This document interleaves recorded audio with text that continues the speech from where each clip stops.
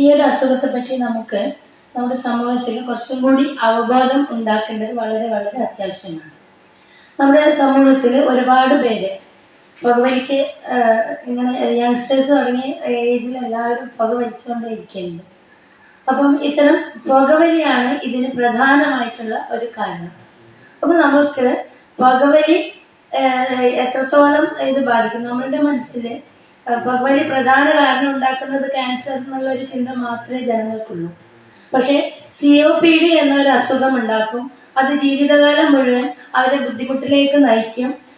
പ്രായമാകുമ്പോൾ അവർക്ക് ഓക്സിജന്റെ സപ്പോർട്ട്, അത് വീടുകളിൽ തന്നെ ജീവൻ നിലനിർത്താൻ വേണ്ടി ഓക്സിജന്റെ സപ്പോർട്ട് വരുന്നൊരവസ്ഥയാണ്. ഈ ഓക്സിജൻ സപ്പോർട്ടൊന്നും ഈ പാവപ്പെട്ട ജനങ്ങൾക്കും അത് നല്ല കോസ്റ്റ്ലി ആയിട്ടുള്ള സംഗതിയാണ്. അപ്പോൾ പാവപ്പെട്ട ജനങ്ങൾക്ക് അത് എത്തിപ്പിടിക്കാനും ഓക്സിജൻ കിട്ടാനും അതിനുള്ള സാഹചര്യങ്ങളെല്ലാം വളരെ കുറവാണ്.